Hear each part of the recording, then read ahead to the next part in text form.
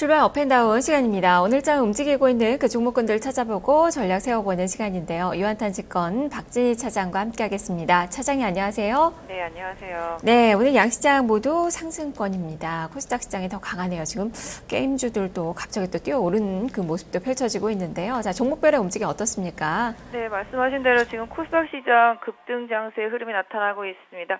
오늘 게임주들이 가장 말씀하신 대로 눈에 많이 띄고 있는 모습인데요. 게임빌 급등하고 컴투스까지 급등하는 모습 나타나주고 있는 모습이고요. 오늘 위메이드도 지금 반등 강하게 나타나고 있습니다. 반대로 NC소프트는 약세를 보여주고 있는 모습 보실 수가 있겠네요. 거래소 시장은 전체적으로 화학주들이 조금 둔화되는 흐름 속에서 대한유화가 조금 약세 조정받는 그런 모습 나타나고 있고요. 전체적으로는 고르게 좀 상승 흐름 좀 나타나주고 있는 것 같습니다. 삼성생명도 장 초반에 좀 약세를 보여주고 있었던 모습이고요. 오늘 코스닥 시장에서 반도체 섹터들 강세 이어가고 있습니다. 어제에 이어서 유진테크 급등해주고 있고요. 오늘 솔브레인도 급등, 그다음에 플렉서블 라인 쪽에서의 증설 계속적으로 수주를 받으면서 테라세미콘도 급등하는 모습 나타나주고 있고요.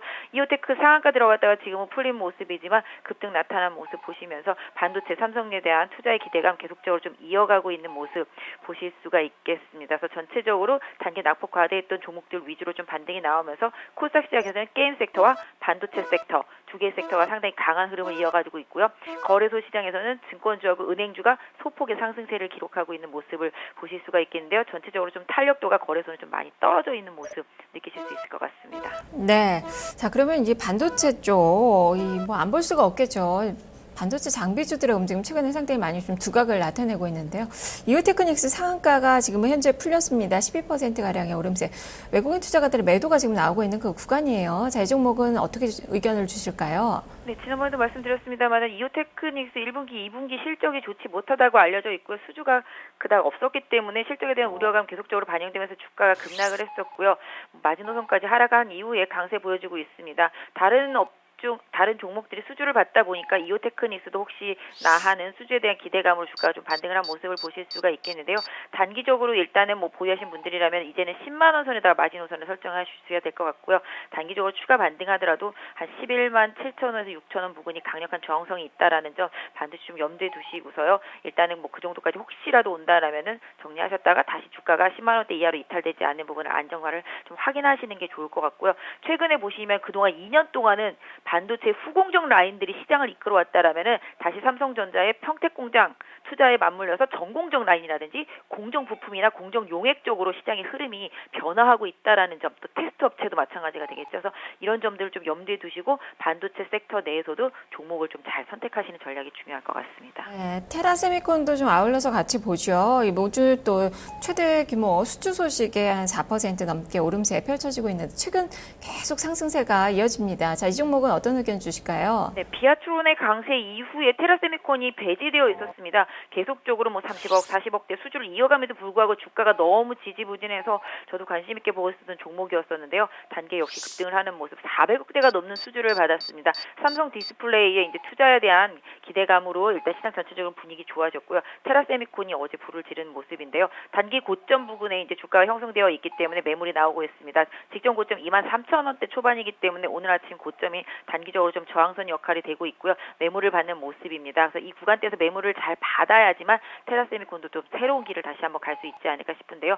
현재 보유하신 분들이라면은 2만 원대 초반 정도에다가 지선 설정해 놓고 가시는 전략이 되겠고요. 단기적인 트레이딩이라면은 단기 급등에 따른 차익 실현 매물 오늘 나오고 있다라는 점도 단기 매매하시는 분들은 좀 염두에 두실 필요가 있겠습니다. 네, 지금 지수도 좀 탄력이 코스피 쪽은 좀 둔화가 되는 가운데 지금 은행과 증권주들 오름세가 좀 펼쳐지고 있는데 고가 대비는 약간 좀 밀리는 그 종목군들도 있습니다. 자, 이 두 업종군은 어떻게 볼까요? 금통위에 따라서 양분되겠죠. 뭐 일단 금통위가 금리 동결을 결정한다라면 은행주한테는 단기적으로 좀 호재가 될 수 있을 것 같고 금리 인하를 결정하게 된다면 뭐 증권주하고 그동안 다시 움직였던 내수주가 다시 움직일 수도 있겠습니다만은 기본적으로 시장의 예상은 동결 쪽에 무게를 좀 싣고 있는 그런 상황인데요. 그렇다 하더라도 종목들의 움직임이 좋아졌기 때문에 증권주나 은행주 모두에게 그다지 부정적이지 않은 소식이 될 수 있을 것 같은데요. 지수가 2,100대 이하로 이탈하지 않는다라면은 뭐 긍정적인 부분을 좀 더 유지해 줄 필요가 있지 않을까 싶습니다. 네.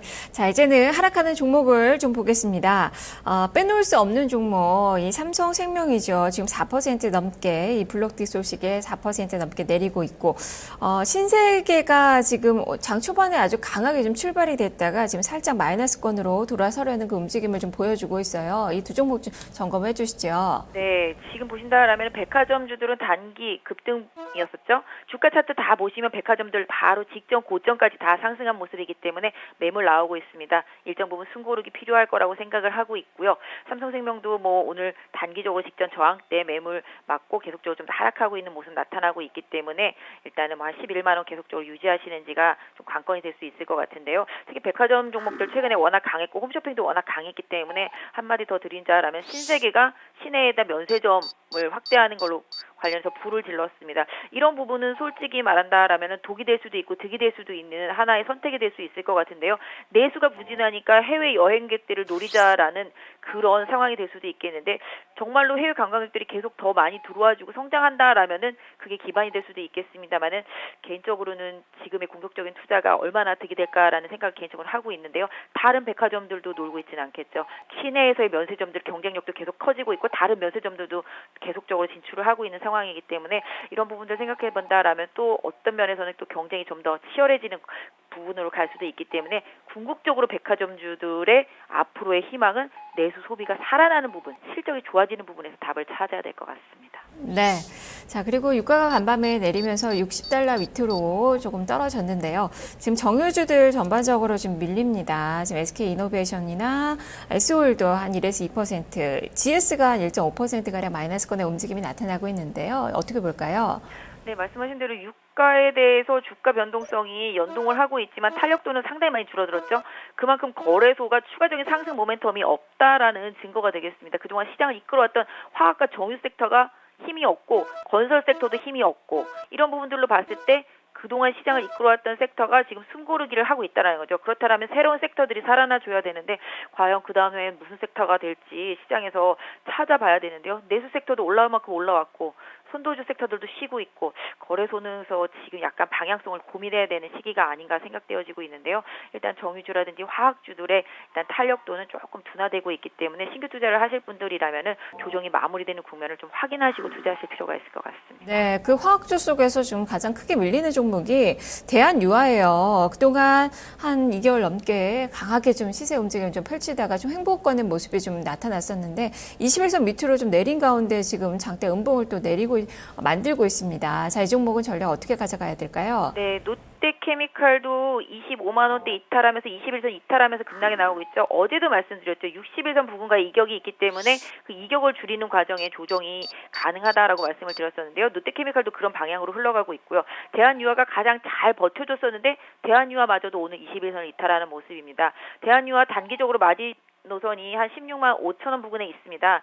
이 가격 이탈하지 않고 대반등해서 21선 회복해준다라면은 대장주의 역할을 계속 해줄 수 있을 것이라고 생각이 되고 있는데요.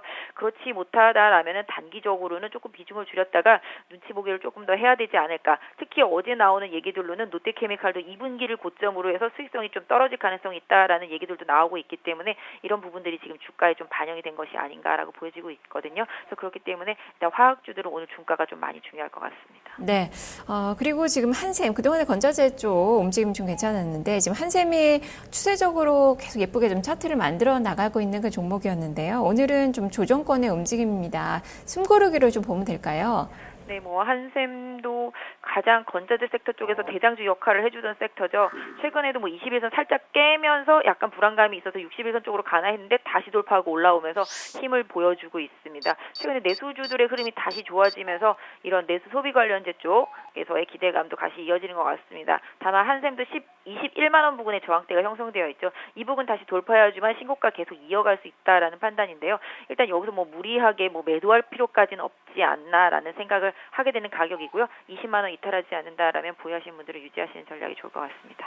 네, 알겠습니다. 말씀 잘 들었습니다. 네, 감사합니다. 네, 이렇게 출발 업앤다운 박진희 차장과 함께 살펴봤습니다.